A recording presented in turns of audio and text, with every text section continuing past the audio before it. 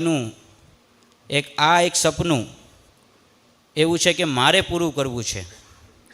મારે આ સપનું પુરુષોત્તમભાઈ સોલંકીનું પૂરું કરવું છે તો શું કરી શકાય? ભાવનગર મુકામે આજે આપ સૌના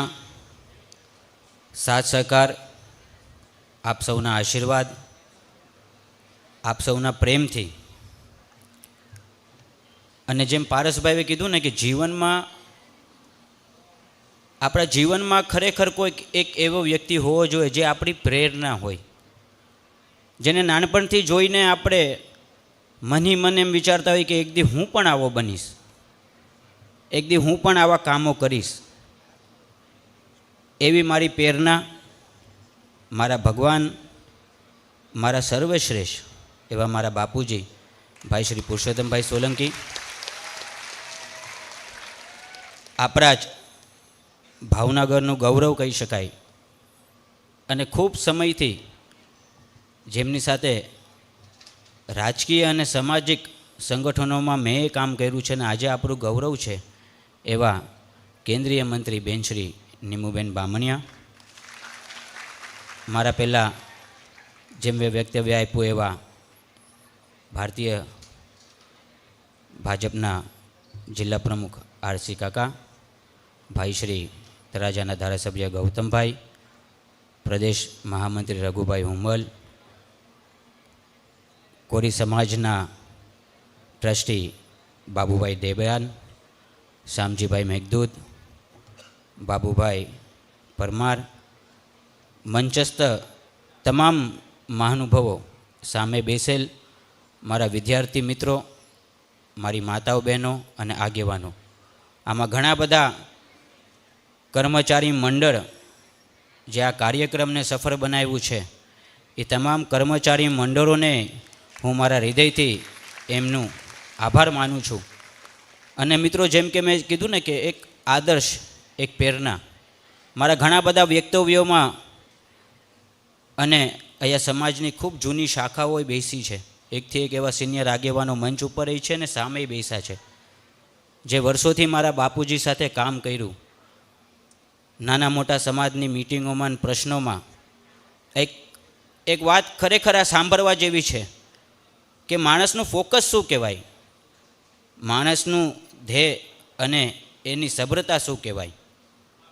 આ ઘણા બધા આગેવાનો છે અને ઘણા બધા લોકોએ એ સમયે મારા બાપુજીના મોઢેથી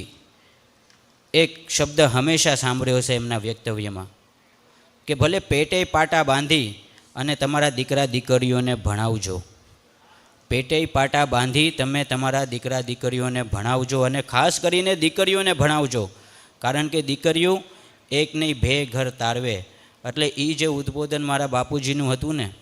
એની માટે છેલ્લા 3 વર્ષથી હું અને સમગ્ર કોરી સેનાની ટીમ, સમસ્ત કોરી સમાજના કર્મચારી મંડળ તમામ સાથે અમારા મંડળમાં તમામ સમાજના આગેવાનો, મોભીઓ જોડાઈને અમે આટલા વખતથી એક મારી ઈચ્છા હતી કે એવું શું કરી શકાય કે જે મારા બાપુજીનું એક સપનું હતું કે મારા સમાજમાંથી, મારા ગામડામાંથી, મારા વિસ્તારમાંથી, મારા ઘોઘામાંથી, ભાવનગરમાંથી, શિહોરમાંથી, ભાવનગરમાંથી કોઈક અમારો એવો સરકારી અધિકારી બને.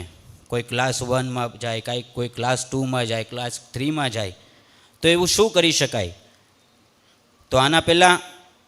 મારા 30મા જન્મદિવસે મેં યુવાનો માટે એક મોટિવેશન સ્પીચ રાખી હતી. ત્યારે મેં મારા મિત્ર અને મારા સાથી બંધુ મારા ભાઈ શ્રી પારસભાઈને મેં ઇન્વિટેશન આપ્યું હતું. ત્યારે એમ મેં સાંભળ્યું હતું અને ત્યારે મારા મનમાં એક ઈચ્છા હતી, અમારા નરસિંહભાઈ છે કર્મચારી મંડળના પ્રમુખ, એમની આખી ટીમ, અમારા બુજેશભાઈ જાંબુચા, ત્યારે હું એમને વાત કરતો એવું શું કરી શકાય કે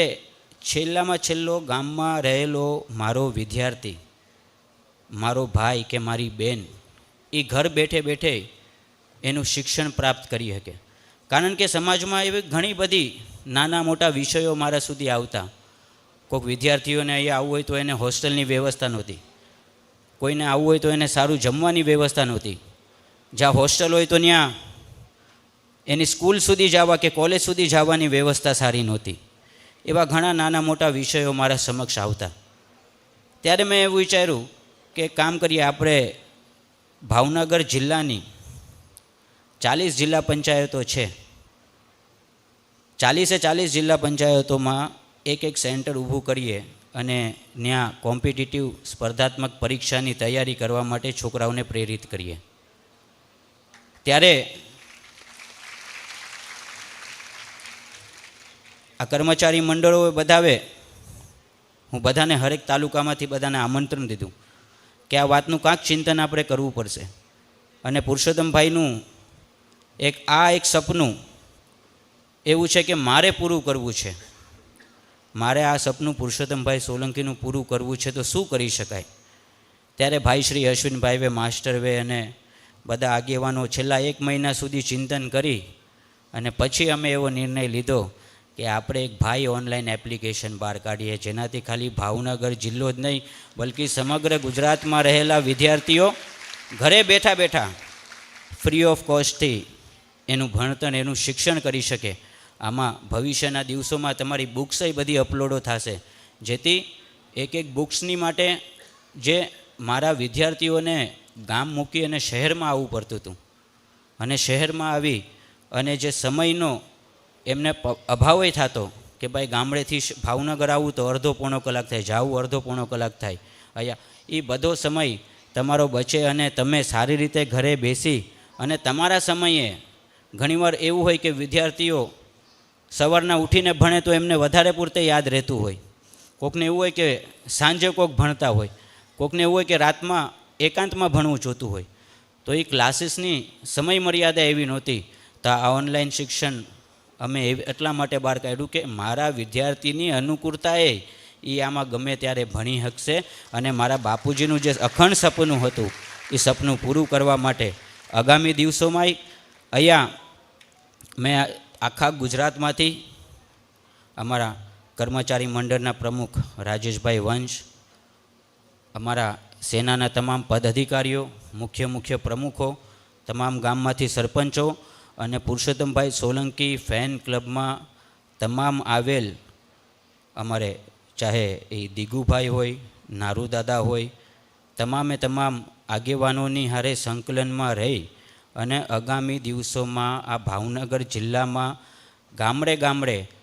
આ ઓનલાઈન એજ્યુકેશન પહોંચે અને ખરેખર ગામમાં રહેલા વિદ્યાર્થીઓને કઈ રીતે લાભ થાય, એની માટે આજે મેં આખા ગુજરાતમાંથી બધા આગેવાનોને બોલાવ્યા છે કે આગામી દિવસોમાં આનું વધુમાં વધુ આપણા લોકો આનો લાભ લઈ શકે. આ ફ્રી ઓફ કોસ્ટ છે. આ ફક્ત ને ફક્ત ખાલી પુરુષોત્તમભાઈનું એક એવું સપનું હતું કે મારા સમાજમાંથી કોઈ IPS IAS કલેક્ટર બને